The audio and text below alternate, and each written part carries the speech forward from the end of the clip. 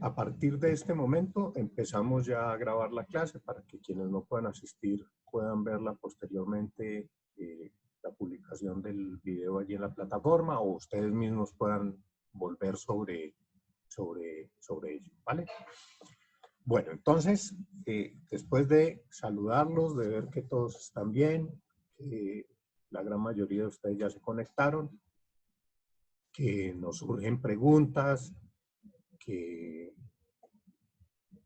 finalmente es algo que tenemos que sortear, activar nuestra capacidad adaptativa y empezar a tomar esto pues de la mejor manera posible y aprender de esta situación de docencia no presencial de emergencia que estamos viviendo para reflexionar sobre ella y pensarnos ese pedido que le están haciendo a los docentes hoy por hoy desde las secretarías de educación, desde las instituciones educativas privadas del orden de lo escolar, del nivel escolar, de los chicos están en su casa, ustedes también están en la casa, entonces activemos la docencia no presencial de emergencia. Esa es la salida que tenemos. Entonces, vamos a trabajar hoy sobre dos elementos y dos conceptos. Uno es sobre la investigación. Y para ello, vamos a hablar sobre el trabajo que hicimos esta semana. Entonces, el trabajo que hicimos esta semana fue en relación a la sistematización de prácticas educativas, una guía conceptual para educadores que ustedes revisaron, analizaron. El capítulo 3 tiene una serie de apartados. La tarea lo que decía era que había que elaborar una infografía a partir de la selección de uno de esos apartados. Ustedes lo escogían cuál era. Y una vez seleccionaban el apartado, elaboraban una infografía de ese apartado que le explicara ese apartado a un docente colega. O sea, si ustedes querían a un docente colega explicarle qué es eso, lo harían mediante una infografía. Bueno, entonces quiero escucharles en relación a la investigación. A ver, la pregunta es, ¿qué es la investigación?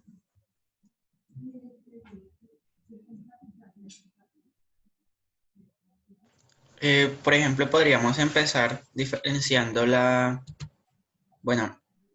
diferenciando el informarse de investigar, que muchas veces suele como confundirse. Informarse es pues recopilar información como Sí. para ser consciente de una problemática o, bueno, dependiendo del caso. Pero uno empieza a investigar cuando ya tiene un propósito, un objetivo y pretende hacer algo, responder una pregunta con esa información que pues es mucho más compleja la que se busca y también los métodos que se utilizan para llegar a ella y para filtrarla son mucho más significativos, se podría decir. Sí. Y pues sí, la investigación tiene un propósito, no es como tengo curiosidad de algo, voy a empezar a buscar. Pues así puede iniciar una investigación, ¿no? Como una pregunta genuina, pero digamos que el proceso en sí es más complejo, más desarrollado que el de informarse. Claro, entonces miren lo siguiente. Allí nos aparece la pregunta, aparece la curiosidad, aparece el querer saber algo. Ahora, hay indagaciones que uno hace. Por ejemplo, una indagación que es, bueno, ¿cuál es el valor de pi? Y no me acuerdo, no me lo sé de memoria y no me acuerdo.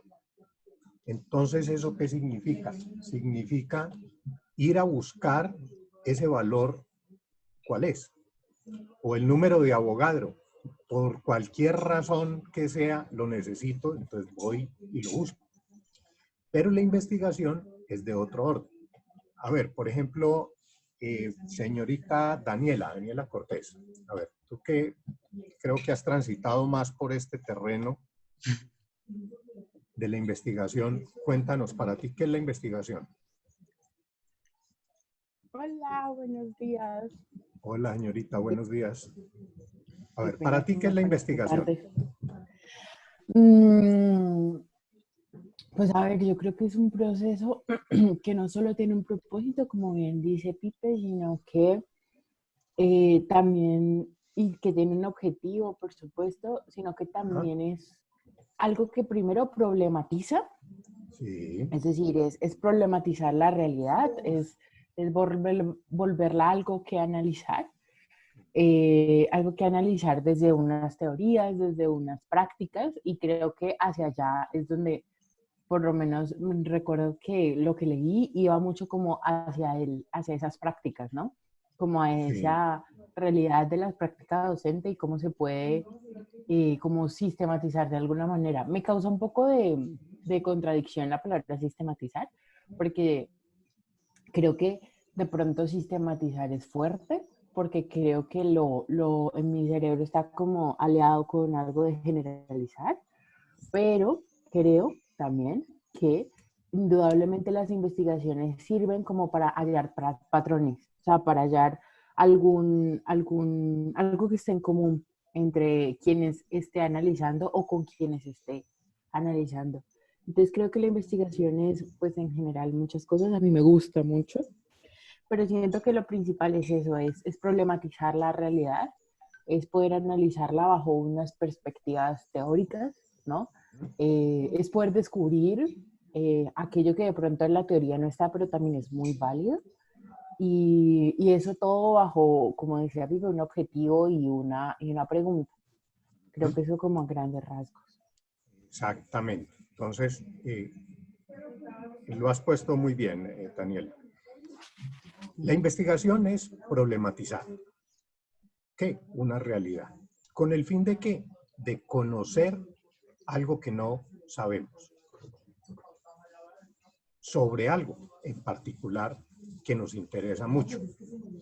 Entonces, en investigación hay como dos grandes perspectivas. Una es la que tiene que ver con investigaciones de orden cuantitativo. Cuanti, de cuánto de número. Y la otra es la perspectiva cualitativa, que es la que tiene que ver con las cualidades de las cosas. Entonces, ¿qué sucede? En ciencias naturales, o sea, bajo una visión positivista, ¿sí?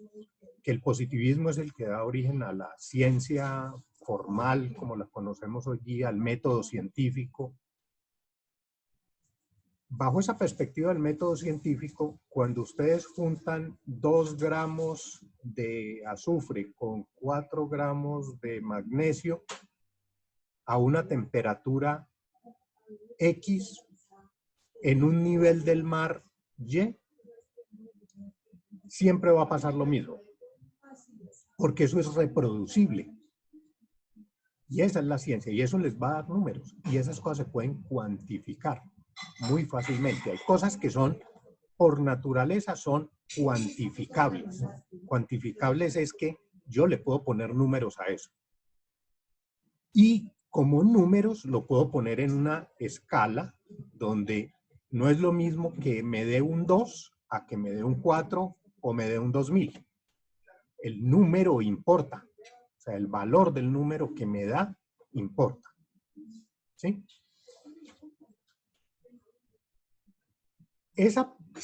Digamos que esa perspectiva de la investigación es muy diferente a la perspectiva cualitativa, donde la cualitativa no es el número lo que importa, sino la explicación de los fenómenos que suceden. Entonces, nosotros que estamos en el terreno de la educación, estamos en un terreno de lo humano no se puede reducir únicamente a numeritos. Si ustedes están investigando sobre la resiliencia de los chicos, es más interesante preguntar cuáles son esos factores en esta población en particular que promueven la resiliencia, a decir, si yo hago la actividad X, que diseñé maravillosamente, ¿cuánto por ciento sube la resiliencia de los chicos? Y entonces les hago una prueba de resiliencia antes, les hago la actividad que yo diseñé y luego vuelvo y mido la resiliencia y me entero que la resiliencia mejoró en un 3%. ¿Qué es ser un 3% más resiliente? ¿Eso qué es? Una cosa loca. Ah, bueno, muy chévere para quienes les gustan los numeritos y toda esa vaina, pues claro, es una forma, ciencia pura y dura. La ciencia se mide así. Pero en lo humano hay otras formas de realizar la ciencia. Ahora, visto desde otra manera la investigación, hay investigadores profesionales, o sea, hay quienes se dedican a la investigación y se vuelven investigadores. Incluso en educación, hay investigadores profesionales en el campo de la educación. La perspectiva para ustedes como licenciados es que ustedes puedan ser investigadores de su aula, de lo que sucede en su aula. Entonces resulta que cuando uno es investigador profesional, uno anda por el mundo problematizando. Todo lo que uno ve lo trata de problematizar porque esa es su función, problematizar el mundo. Entonces busca problemas hasta donde no los hay, que es el caso donde no los hay para uno. Lo explico. Que es cuando a alguien lo contratan para que haga una investigación sobre tal o cual cosa, que no tiene nada que ver con él, tiene que ver con su profesión. Entonces hace una investigación y problematiza, entiende, va, hace entrevistas, en fin, hace una serie de acciones que le permitan problematizar esa realidad, meterse en esa realidad. Esta es otra perspectiva diferente y es que ustedes van a estar en un aula. Y en ese aula les van a aparecer preguntas. Hola, ¿por qué esto casi siempre pasa tal cosa? Hola, ¿por qué a los chicos se les dificulta tanto aprender esto o aquello? ¿Por qué cuando utilizo tal didáctica sucede tal cosa en el aula? ¿Por qué cuando la clase es en las horas de la tarde es diferente a cuando es en la primera hora de la mañana? ¿Por qué cuando el salón, doy esta misma clase en un salón abierto, sin ventanas, funciona de una manera y cuando estoy en un salón que es encerrado totalmente, funciona de otra? Su realidad, su práctica empieza a generarles preguntas. Hay cosas que empiezan a tallarles. Incluso que el mismo Estado nos ayuda a que tallen. ¿Cuál vía? ¿Por cuál vía? Por la vía de las pruebas a ver. Cuando se hace pruebas a ver 5, 7, 9 y 11, nos aparecen un montón de preguntas. De hecho, aparece el rector preguntando, venga, ¿qué pasó aquí? Mire cómo bajamos en lenguaje. O mire cómo subimos en lenguaje. Y queremos saber por qué. ¿Qué fue lo que pasó? ¿Qué fue lo que hicimos diferente? ¿Para que nos fuera peor o para que nos fuera mejor? O ustedes mismos. Entonces, dentro de la investigación cualitativa hay una serie de técnicas de investigación. ¿Sí? Una de ellas que se está posicionando es la sistematización. Ahora, la sistematización como nombre tiene que ver es con sistemático. Sistemático es que se hacen una serie de acciones conducentes a dar orden, a organizar, a recuperar de manera ordenada y organizada un proceso que aparentemente es caótico, pero que permite esa sistematización, ese proceso de sistematización, luego nos va a permitir, a partir de unas descripciones en un elemento interpretativo, encontrar cuáles son esos factores que se constituyen en patrones y poder empezar a coger hilitos de esa realidad compleja, caótica, que nos dé pistas para ir hilvanando toda una narrativa que nos permita dar cuenta de algo que no conocíamos, que no sabíamos, o que sabíamos el resultado, el efecto, pero no sabíamos el por qué. Entonces, mientras la investigación cuantitativa pregunta por cuánto fue que subió, cuánto aumentó, cuánto varió, y es un tema de la estadística, un tema estadístico, la cualitativa se pregunta más es ¿por qué? ¿Cómo? ¿Cómo es que tal cosa pasó? ¿O por qué pasa tal cosa? ¿Por qué sucede? ¿Cómo es? Se hace ese tipo de preguntas, que no se resuelven con un numerito. ¿Por qué los chicos que han vivido situaciones complejas en su infancia son más resilientes que quienes no han vivido esas situaciones? Eso no admite ponerle un numerito. O sea, un número de quien ha tenido un 20% más de situaciones complejas es un 40% más resiliente. No. Es más bien el por qué.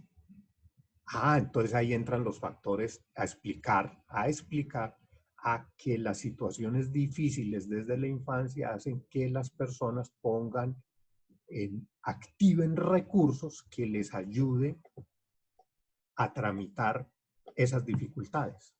Y eso va constituyendo una característica en la persona que lo hace resiliente o que lo configura como alguien resiliente, por decir algo de ese orden. Entonces, la sistematización de prácticas educativas es una perspectiva que parte de la práctica, y la diferencia que ustedes van a encontrar con esta propuesta versus otras propuestas de sistematización que hay es que por lo general se habla de sistematización de experiencias educativas, no de prácticas. Esta perspectiva que estamos trabajando nosotros en la universidad es una perspectiva que parte de la práctica, no de la experiencia. Lo que dice es que a la experiencia se llega a partir de la práctica. Entonces no es el punto de partida. El punto de partida no es la experiencia. Cuando uno parte de la experiencia, lo hace en un orden evaluativo. Y es que ya hay la experiencia emergió, entonces queremos saber esa experiencia, qué fue lo que pasó. Y fíjense ustedes que muy buena parte de las sistematizaciones que ustedes se van a encontrar responden a un interés eminentemente económico. Y es que hay una organización que financia tal o cual obra, pero luego quiere saber qué impacto tuvo eso. Bueno, ¿eso sirvió para algo o no sirvió para nada? Para saber si gira otro chequecito. Entonces mandan a hacer una sistematización. Esa es la gran solución. Y esa sistematización tiene que dar cuenta de qué pasó allí y si eso valió la pena, y finalmente para mostrarle a la junta directiva y convencerlos de que la plática no se perdió. Esta sistematización, este proceso de sistematización que nosotros estamos proponiendo aquí, partes de la práctica, de lo que ustedes hacen en el aula. Y cómo darle un orden mediante una descripción densa que permita luego hacer un proceso interpretativo y un proceso reflexivo, que a partir de allí es que emerge eso que llamamos experiencia, eso que nos cambia, eso que nos pone en otro lugar, que nos agrega cosas. Y eso, claro, está mediado por lo que dice la teoría al respecto. Pero adicionalmente nos permite poder llegar a generar nueva teoría, microteoría en ese sentido, a validar algunas teorías ya existentes o a contradecirlas. Hay una teoría que dice que tal cosa pasa en tales poblaciones, y uno lo que hace es que investiga y se encuentra que no, que en este caso en particular no aplica. O efectivamente que lo que dice la teoría aplica, Entonces miren que parte de una problematización, pero la diferencia es la problematización ¿dónde? Cuando usted es investigador de profesión, la problematización nos la va dando las demandas de investigación que se nos hagan. Ahí tenemos que movernos. Cuando estamos hablando de esta sistematización de prácticas y de nuestras propias prácticas, ¿qué es lo que nos hace la demanda de problematización? Lo que nos sucede a nosotros mismos en el aula. Y como ustedes están todo el tiempo en el aula, pues les van a aparecer las 1001 preguntas. Que ustedes ni nadie se las pueden responder. Como nadie se las puede responder, ni ustedes mismos, entonces, ¿qué hay que hacer? Un proceso investigativo para encontrar cuál es la respuesta a eso que a ustedes les talla, que les molesta, que les incomoda, que les preocupa. Sí, esa es la perspectiva en la cual esta sistematización funciona. Entonces, lo que, digamos, la asignación que teníamos para esta semana era tomar un elemento del documento, un apartado, ustedes mismos lo seleccionaban, y mediante una infografía le explicaban a otros docentes, colegas, que quieren realizar un proceso de sistematización, ¿qué es eso? ¿Qué es ese apartado? Ahora, ¿por qué creen ustedes que una infografía? Entendido una infografía como la representación gráfica en forma de cartel que incluye datos, elementos gráficos y textos para comunicar de manera simple ideas o conceptos complejos. Entonces, ¿por qué una infografía y qué pasó cuando elaboraron la infografía? A ver, ¿quién quiere contar qué pasó con la infografía? Pues, A ver, Felipe primero. Dale. está bien. Yo, por Levantan la ejemplo, manita. Dale. listo. De ese recurso de Educateca que nos mandaste sobre infografías, yo seguí el proceso de, por ejemplo, primero elige el tema, luego empieza como organizarlo, luego que se hace el bosquejo, filtrar la información y así. Y generalmente yo antes, por alguna razón, que aún intento descifrar de cierta manera, hacía el proceso al revés, como que abría mi plantilla en la plataforma que usara y luego me iba como a la lectura y a extraer todos los elementos. En fin, que siguiendo ese proceso lógico que nos recomendaron, yo siento que fue un proceso más pensado y yo estuve en capacidad de extraer más del recurso de la lectura y la información, toda la información que quedó en esa infografía fue bien pensada, fue organizada, sí, en cierta manera, de forma jerárquica, organizada, visualmente estética, pero también, digamos, como con sentido. Y pues sí, creo que quedó un producto decente. O sea, podemos ver el producto de Felipe. ¿Están viendo la infografía? Sí. Bueno, esta es la infografía de Felipe, que Felipe logra. ¿Cuál es la idea? La idea es que si esta infografía cae en mis manos, yo pueda, solo, sin que me dé otra explicación, enterarme de qué, de la reflexividad en la sistematización. Entonces veo aquí, la infografía me va marcando un orden. 1, 2, 3, 4, 5, 6 y 7. Me indica que no arranco por el 7, sino que debo arrancar por el 1. Y entonces, ¿qué es el 1? Ah, me dicen qué consiste.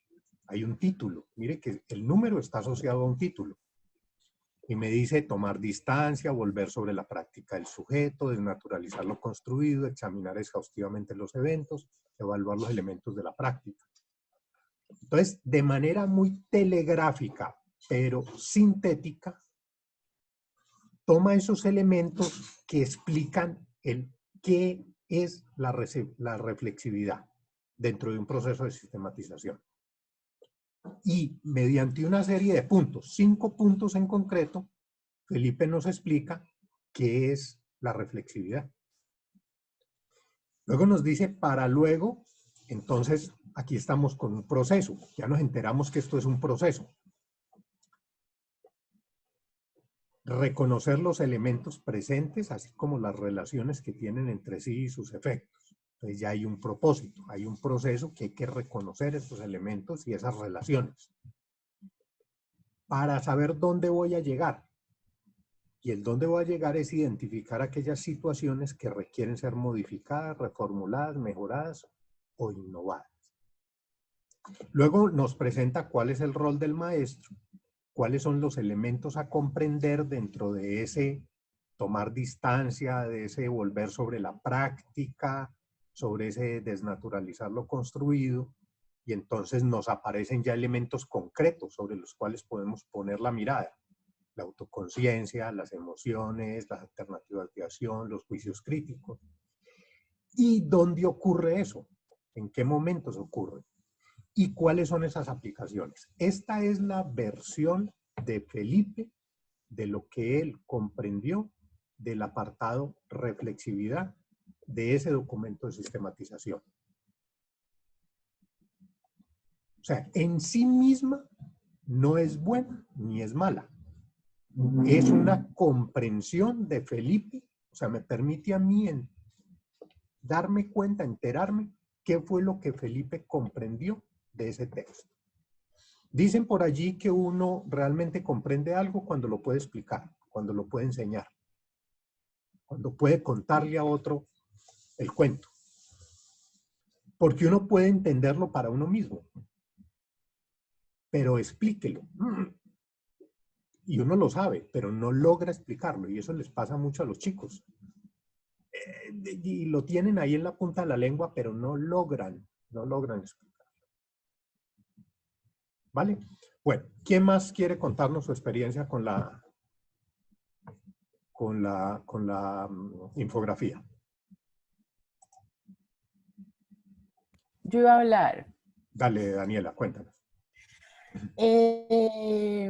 Bueno, pues a mí cuando ya me han puesto a hacer como el ejercicio en otras clases, entonces yo tengo una estrategia. De hecho, para cualquier trabajo que yo tenga, creo que la estrategia que me he acostumbrado y que he construido a lo largo de mis semestres en la universidad, que mejor me funciona a mí, es leer primero. Para mí es básico leer el texto, los textos de referencia, eso es lo primero, tomar apuntes, pero entonces antes de eso yo leo la consigna que tengo como para leer la lectura o las lecturas bajo un enfoque que me permita pues como, sí, que me permita como mirar qué es lo que tengo que buscar de pronto, si tengo que buscar algo en particular.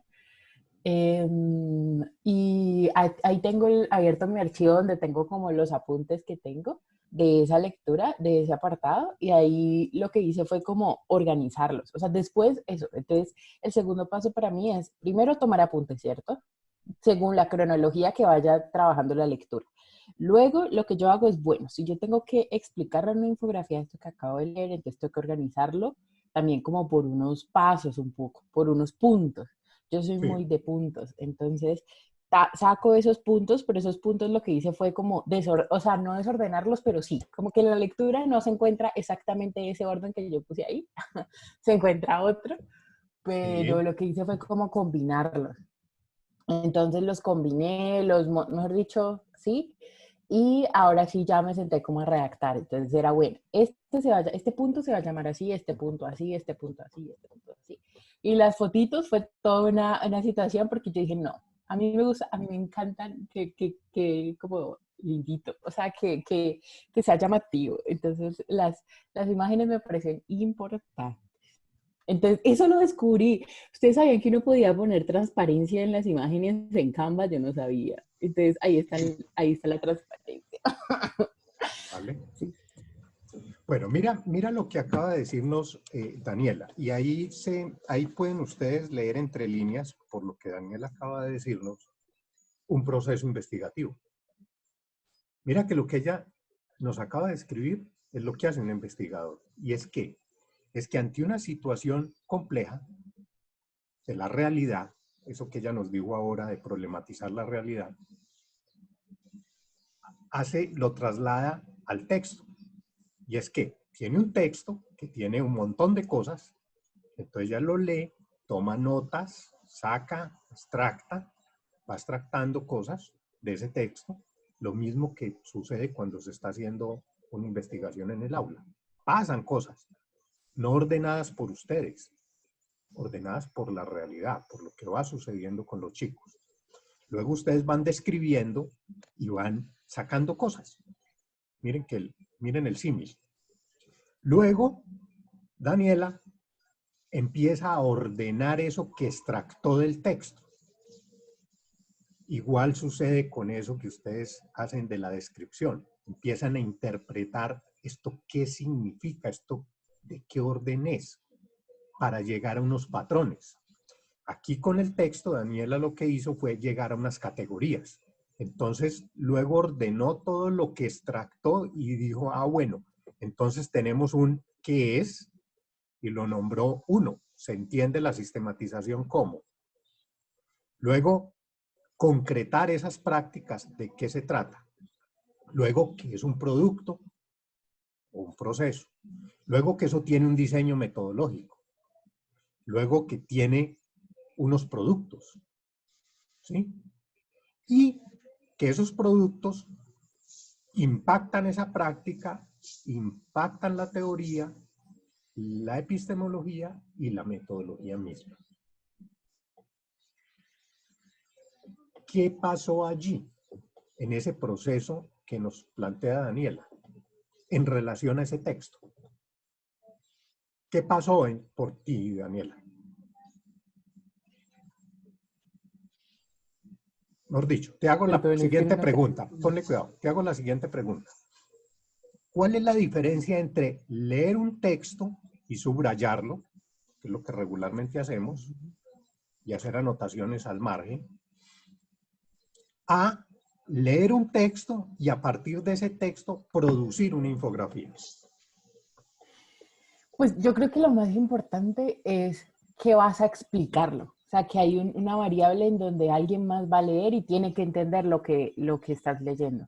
Entonces, pero lo mismo pasa a través de los textos, por ejemplo. Entonces, o cuando pones a conversar teorías o lo que sea, creo que la variable más importante es tener en cuenta que tu lector o quien vaya a ver lo que estás produciendo, ese producto que vas a hacer, tiene que entender qué es lo que quisiste decir. Pues yo digamos como estoy muy fan de que la comunicación tiene que pasar como por unas situaciones importantes y que es muy importante poder comunicarse como efectiva y eficientemente.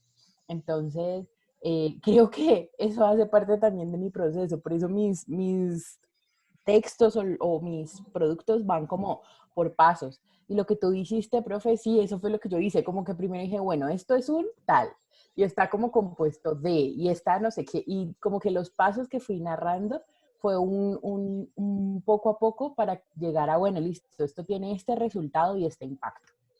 Entonces, creo que para mí lo más importante es eso. Es como saber que tengo que explicarlo y que tengo que buscar la manera en que otra persona lo pueda entender sin leer el texto. Ya, exactamente, ese es el carácter de la infografía. Ahora, cuando miramos el ambiente de aprendizaje y los diferentes elementos del ambiente de aprendizaje, allí hay unos saberes. ¿El saber qué es? En este caso concreto, la sistematización. Y hay unos medios. ¿Cuáles eran los medios? Un texto en PDF y unas herramientas para construir la infografía, para generar un producto que finalmente se pide, que es una infografía. Ahora, ¿qué es lo que regularmente sucede o sucede con mucha frecuencia? Que los docentes nos pensamos las tareas en términos de ¿qué les pongo a hacer a los estudiantes? A ver, ¿qué les digo que hagan? Ah, pues que hagan tal cosa. Pregúntele usted a ese docente, venga, ¿y para qué le está poniendo a hacer esto? ¿Por qué los chicos deben hacer tal o cual tarea? Que hagan un mapa conceptual de qué. ¿Por qué van a hacer un mapa conceptual? Explíqueme el por qué. Ah, no, pues porque eso es chévere, porque es gráfico, porque les ayuda. ¿Que por qué van a hacer una infografía? No, pues porque es que se ven bonitas. No. Porque es que a ellos les gusta. Tampoco. ¿Cuál es la razón de ser de ese medio? O sea, ese medio, infografía, tiene que tener un propósito para poder que genere en una experiencia de aprendizaje. Mira que lo que Felipe nos acaba de decir ahora es una experiencia de aprendizaje. Él antes arrancaba por el final. Ahora en este ejercicio miró en Eduteca, vio que allí había unos elementos que le decían, haga esto, luego haga esto, pienses en esto, escoja esto y luego vaya construyendo la infografía. No empezaba por la herramienta, no empezaba por abrir la herramienta, que era lo que él hacía regularmente. Entonces mire que por lo menos lo llevó a pensar, por lo menos lo llevó a pensarse que hay otra forma de hacer eso que él hacía antes. Puede ser que quede tan convencido que la próxima vez que deba hacer una infografía utilice digamos, esta metódica. Y dice, ah, bueno, entonces no voy a abrir primero la herramienta, sino que voy a pensarme en leer, voy a ta. Mire que Daniela también hace lo mismo. Se lee el documento, toma los elementos y por último los plasma en la herramienta. Pero cuando usamos tecnología en el aula, o le pedimos a los chicos que utilicen tecnología, ellos, como reacción natural, abren la herramienta y empiezan a construir en la herramienta. Cuando la mayoría de las herramientas de página blanca, que llamo yo, que son aquellas que ustedes abren y no hay nada, a lo sumo hay una plantilla, pero ustedes son los que tienen que poner allí. Esas son las mejores herramientas, no son las de responda a preguntas, sino de abren un procesador de texto y eso está en blanco. Y hay que escribir un ensayo, y hay que poner el ensayo allí, y hay que dejar el pensamiento puesto allí.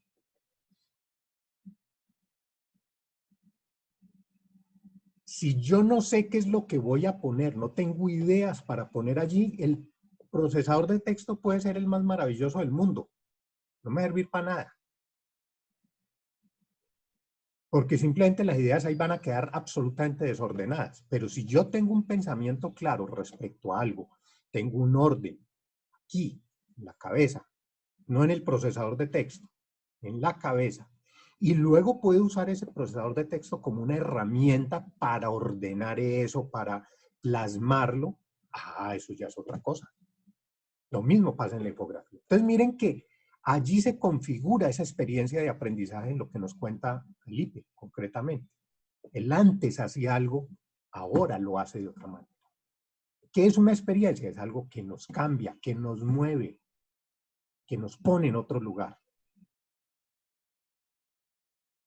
Y no es del orden de la sistematización. ¿Ven? Eso que lo cambió a él no es del orden de la sistematización, es del orden del pensarse uno las infografías de otra manera. ¿Cómo qué? Como un recurso de un organizador gráfico que puedo luego utilizar con mis estudiantes. Y lo puedo utilizar en dos sentidos. Yo uso ya infografías hechas por mí o por otras personas para explicar temas. Porque es cierto también, explicar algo con una infografía es mucho más fácil. ¿Por qué? Porque la infografía debería poderse explicar sola. Entonces, una buena infografía, pues me ayuda a mí un montón en las clases para explicar un tema. Una infografía sobre la Segunda Guerra Mundial. Tiene concretico qué fue ese acontecimiento mundial. Clarísimo. Me ayuda un montón a explicar. Pero también puedo usarla poniéndola en manos de los estudiantes y pidiéndoles a ellos que construyan, pero que no las construyan de cualquier manera, sino que las construyan con un propósito claro.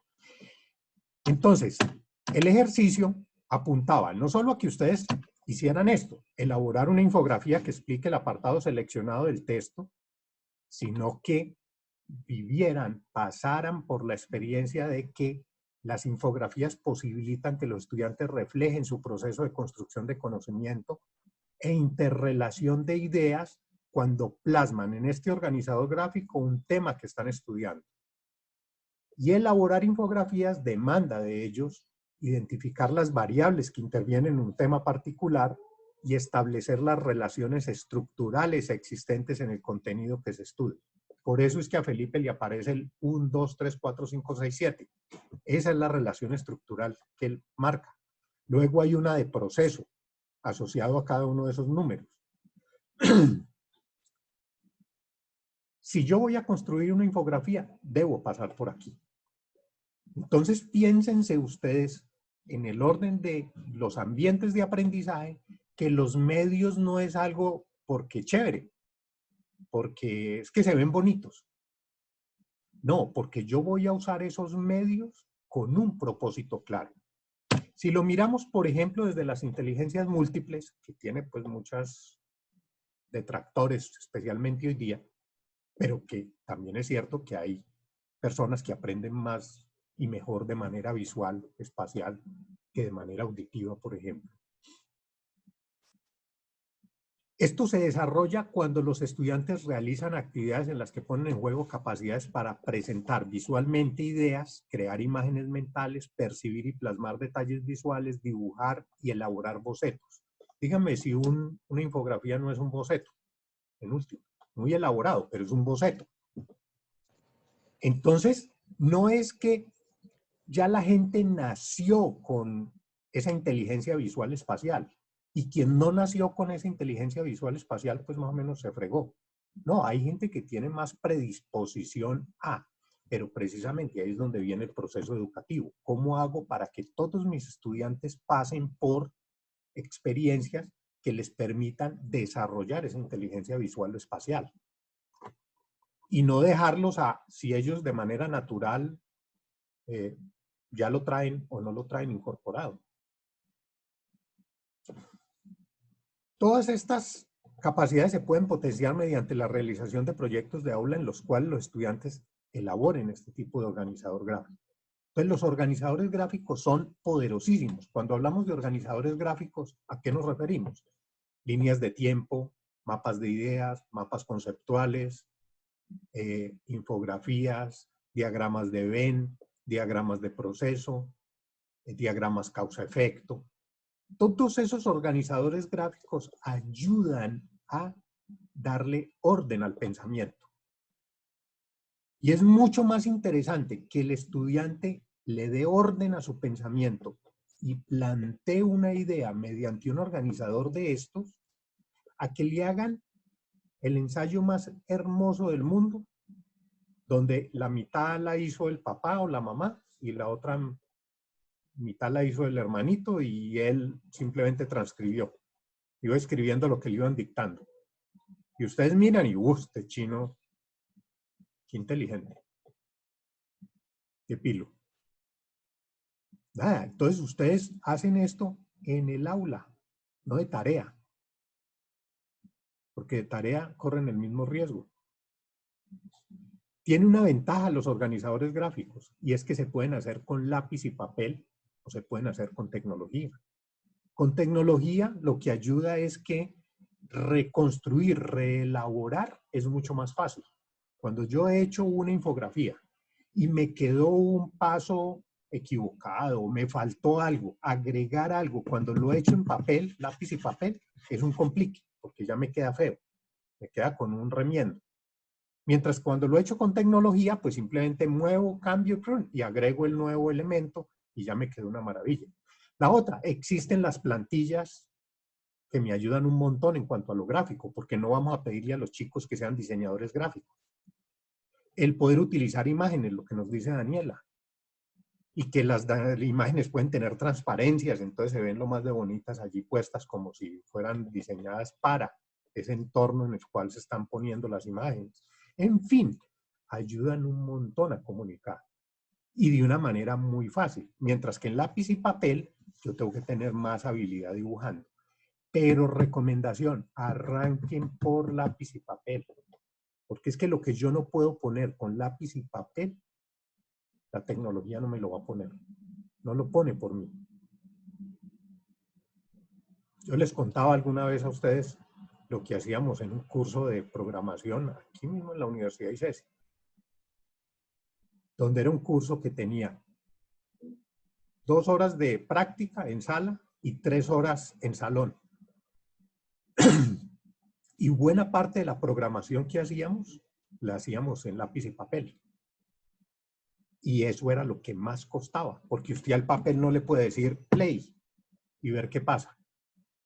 En cambio al computador, si usted le dice play y no funcionó, entonces vaya a arreglar hasta que funciona. Y por ensayo-error logra que funcione, por ensayo-error. Mientras que en el papel no es por ensayo-error, es porque usted piensa, lo obliga a pensar. Hay que pensar. Y al hacer la prueba de escritorio ve que no funciona, entonces hay que volver y pensar. No es play y muevo esta cosita, play y muevo esto otro, play y muevo esto otro, hasta que por fin funcionó. Y finalmente termino por no enterarme qué fue lo que moví. De todo lo que moví, qué fue lo que permitió que funcionara. ¿Por qué? Porque no me lo pensé. Probé. ¿Ven? Entonces esto tiene que ver con estos ambientes de aprendizaje, con estos medios, con estos saberes que se movilizan. Y ustedes tengan en cuenta que cuando piden una tarea que se va a realizar mediante un formato, ese formato, ¿a qué obedece? ¿Y por qué se está pidiendo esa tarea en ese formato y no en otro? Y la pregunta del millón es, ¿esto es lo más adecuado para esto que yo quiero? Si yo quiero que ellos tengan clara la conceptualización de algo, entonces una línea de tiempo es lo mejor. ¿O será un mapa conceptual?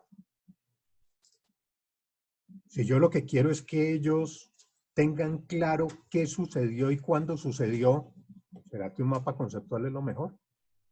¿O será lo mejor una línea de tiempo? Si yo necesito que ellos abstraigan y sinteticen, ¿será mejor un diagrama de Venn o una infografía? ¿Ven? Ahí es donde vienen las preguntas que tienen relación a lo que ustedes van a proponer en el aula a los chicos. No porque sea chévere o porque se vea bonito o porque a ellos les guste. Ahora, si ustedes logran mezclar que sea chévere, que les guste, que se vea bonito, que eso los motive y que cumplan los propósitos que ustedes quieren que se cumplan, bingo. Bueno, cerremos aquí el tema de las infografías. ¿Quién más quiere expresar algo?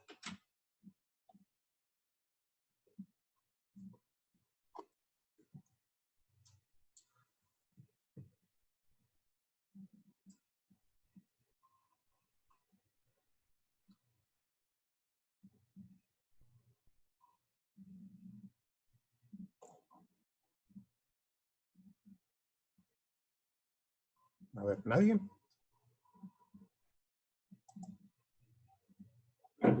¿Por qué tan tímidos?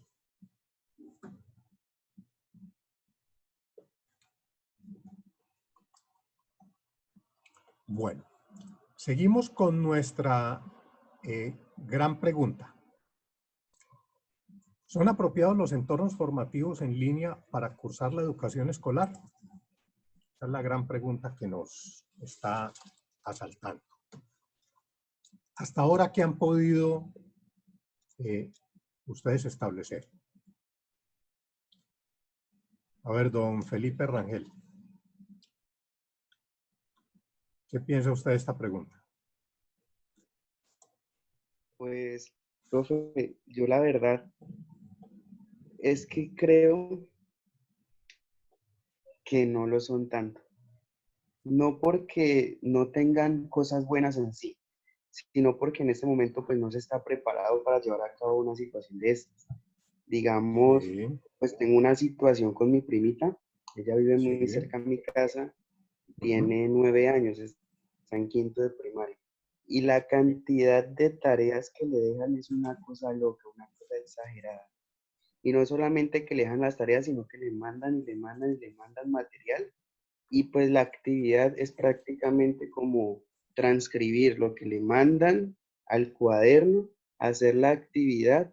Y pues la verdad me parece una vaina loca. Yo le digo a mi tía, yo le digo, tía, es que me parece que le están poniendo a hacer bobadas porque solamente está transcribiendo. Y entonces yo me pongo a estudiar con ella y tal, pero me parece que, digamos, la manera como se está funcionando, al menos en esta situación, no es la más adecuada para llevar a cabo los objetivos de aprendizaje que se tengan. Ya, entonces lo que tú nos dices en últimas es, lo que importa es el propósito, no el qué es lo que le podemos hacer a los chicos. Porque lo que estamos viendo en el caso de tu sobrina es que la están llenando de tareas y son tareas sin sentido. O sea, una activitis donde es haga, pero no hay una reflexión de por medio de por qué es que está haciendo eso, para qué lo está haciendo, eso qué le suma a su proceso.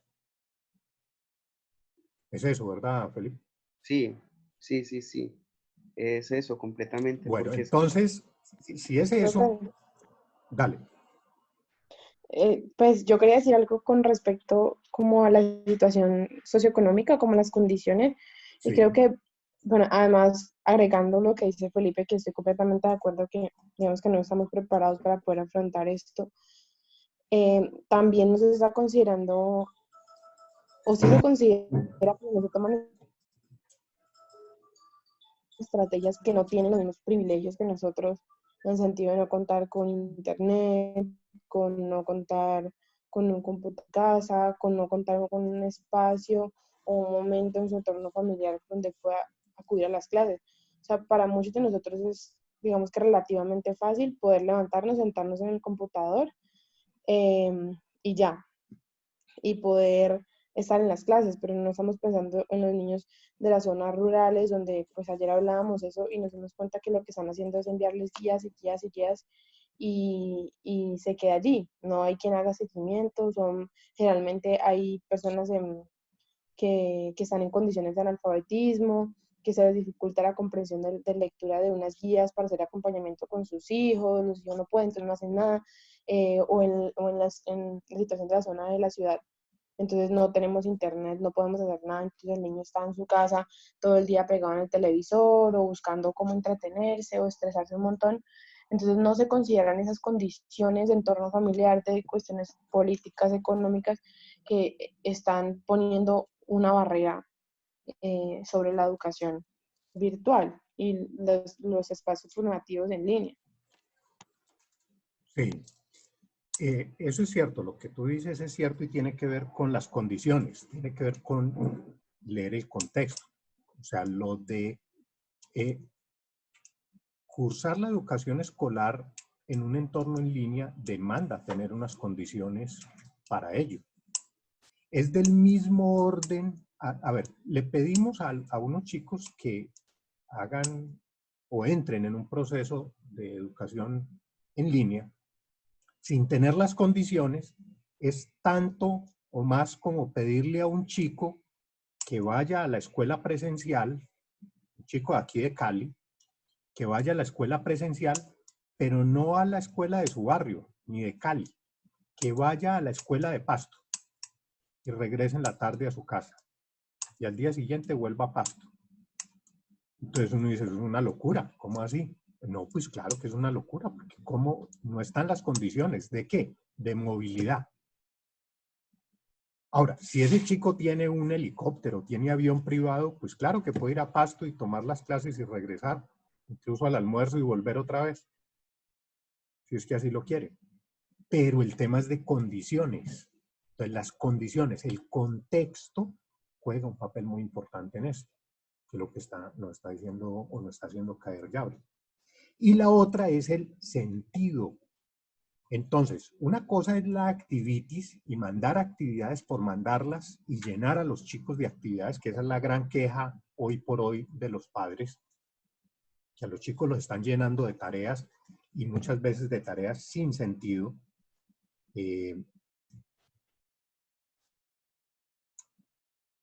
Clases por internet que no tienen el más mínimo sentido, como la natación, por ejemplo. Y parece un chiste, pero bueno, hay clases de natación por internet.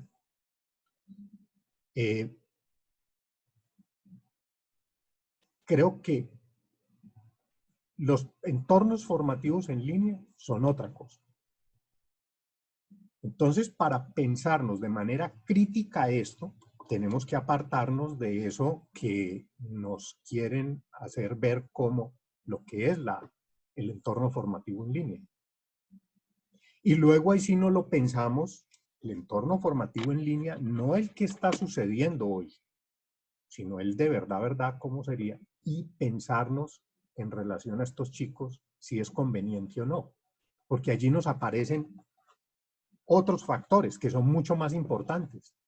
Porque si nos quedamos en lo de las condiciones, lo de posible, lo de que es bueno o no, que si la tarea, se nos queda por fuera la discusión más importante, y es la socialización. El factor socializador de la educación presencial, en lo escolar, ese contacto con el otro. La clase pasada les pregunté a ustedes, ¿qué es lo que más extrañan de su proceso formativo de ir a la universidad? Vuelvo y les pregunto, ¿qué es lo que más extrañan de poder ir a la universidad? Piensen y verán. ¿Qué es lo que más extraña? Entonces, cuando uno se hace esa pregunta y se encuentra con que lo que más extraña es el otro, no el edificio, no el ladrillo, sí, eso ayuda. La biblioteca ayuda. Hay un montón de cosas que ayudan. Pero es que el otro, el contacto con el otro, la actividad que se hace con el otro, incluso las actividades extracurriculares, las de bienestar. No sé cuántos de ustedes están en actividades extracurriculares, en baile, en madera, en cocina, en tantas cosas que los ponen en otro lugar y los ponen a poder pensar otras cosas. Y hoy por hoy les están haciendo falta. Entonces no es lo meramente académico lo que cuenta en un proceso educativo.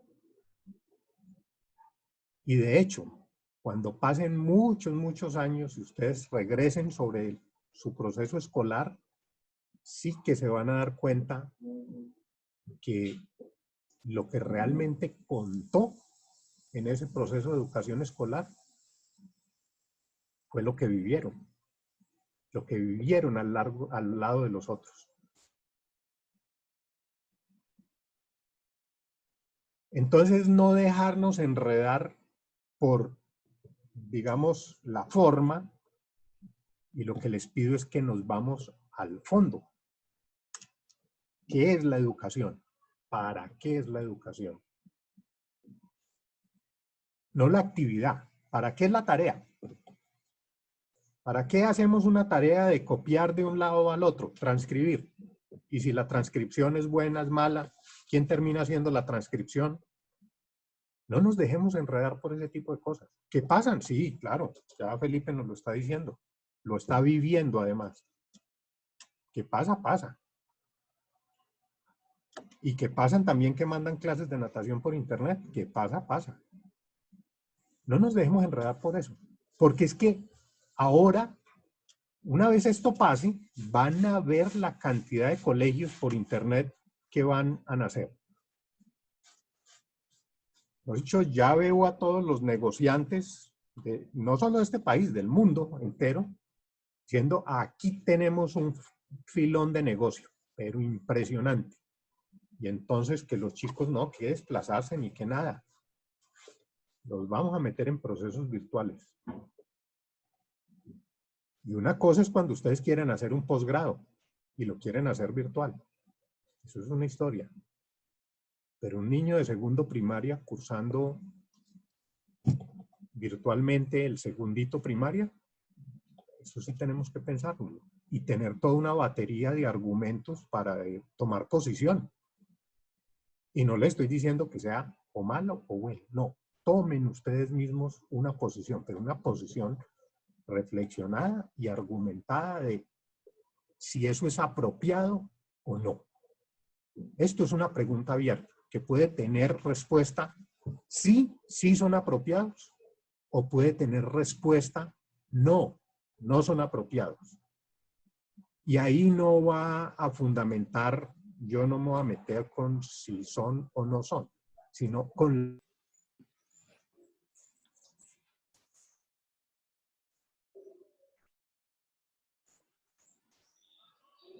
Hola, ¿ahí ya me escuchan? ¿Ya? Sí, ya. Listo, es que se cortó por un momento este asunto. Entonces, lo que les estaba diciendo es que en esta pregunta puede tener, perdón, esta pregunta puede tener para ustedes respuesta positiva o respuesta negativa. Ese no es el punto. El punto es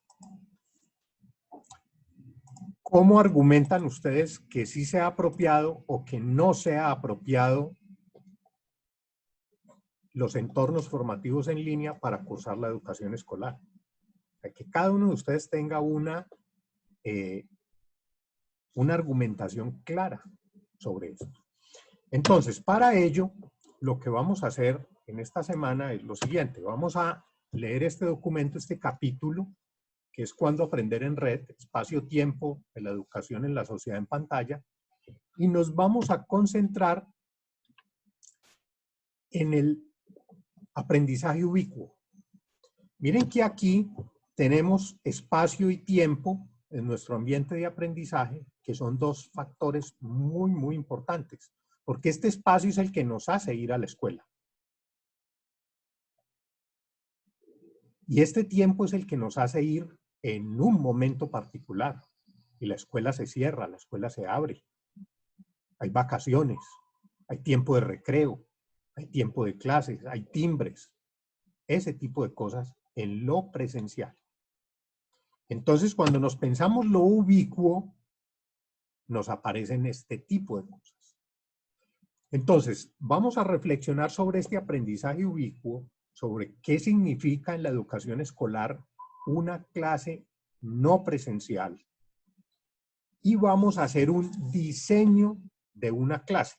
¿Cómo lo vamos a hacer? Lo vamos a hacer de manera individual. Vamos a trabajar en grupos, con estos grupos. Pero primero lo vamos a hacer de manera individual. Cada quien va a diseñar su plan de clase. ¿Para qué? Los de este primer grupo lo van a hacer para educación artística de grado quinto. Los del grupo 2 lo van a hacer para idiomas extranjeros, o sea, para inglés de grado 11. Y así sucesivamente. Cada quien lo va a hacer. Todos lo hacen. Eso lo vamos a montar en un documento que se hace en Google Drive. Cada quien monta su plan de clase. Allí en Moodle les he dejado unos elementos que pueden utilizar para hacer esa construcción como sugerencia, como guía únicamente. Ustedes son libres de utilizar cualquier otro elemento. Y una vez cada uno ha planteado su propuesta de clase, entonces entre el grupo lo discuten y arman un plan de clase en conjunto. Pero este plan de clase debe poder montarse en una plataforma virtual. Y para ello es que les he compartido dos de las plataformas, ¿sí? Edmodo y ClassLive. Esas son dos plataformas que son gratuitas. La idea es que ustedes después lo que van a hacer es que van a crear un perfil allí como profesores y van a montar ese plan de clase. Entonces aquí lo importante es pensarnos cuáles son esos elementos importantes que deben ir en ese plan de clase para responder a ese entorno no presencial, no al entorno presencial, a la escuela, al tener al chico allí, al grupo de estudiantes allí. Y eso que nos cambia. Y podamos entrar a hacer una reflexión mucho más profunda que responda a esa pregunta. ¿Son apropiados o no son apropiados? Pero no desde el yo opino, yo creo, sino desde el, bueno, yo ya reflexioné, pero además hice un plan de clase para esto, y esto qué me implicó, qué me representó a mí el hacer ese plan de clase para lo virtual. Entonces son elementos de juicio mucho más profundos, ¿vale? Bueno, preguntas hasta aquí, porque ya esto nos van a cortar. Entonces es un horario fijo, claro. Corta porque entra otro profesor. A ver, ¿qué preguntas tenemos? ¿Vas a poner la consigna en Moodle? Sí. Ok. En las horas de la tarde va a estar allí la consigna. No solo en Moodle, sino en las otras dos plataformas. O sea, lo mismo que voy a poner en Moodle lo voy a seguir poniendo en las otras dos plataformas. Para que ustedes vean allá cómo funciona. La idea es que la tarea que entregan en Moodle la entreguen también allá en las otras plataformas, para que vean cómo se sube, la diferencia que hay entre una plataforma y la otra. La diferencia entre Moodle y estas otras dos plataformas que les propongo es que mientras usar Moodle demanda un esfuerzo institucional porque hay un servidor, hay que instalar la aplicación, una serie de elementos, en estas plataformas que les doy, ustedes simplemente como profesores son absolutamente autónomos. Crean su perfil, hacen su clase, le mandan a sus estudiantes o matriculan a sus estudiantes y pueden tener la clase allí sin que la institución educativa compre algo o instale algo o tenga que hacer alguna acción para que ustedes puedan tener acceso a esa plataforma. Esa es la gran diferencia. Mientras que Moodle no es que yo voy a usar Moodle y ya, pues que venga, yo lo instalo en mi computador. No es tan así. Entonces, sí, Felipe, esa es la respuesta. ¿Alguien más?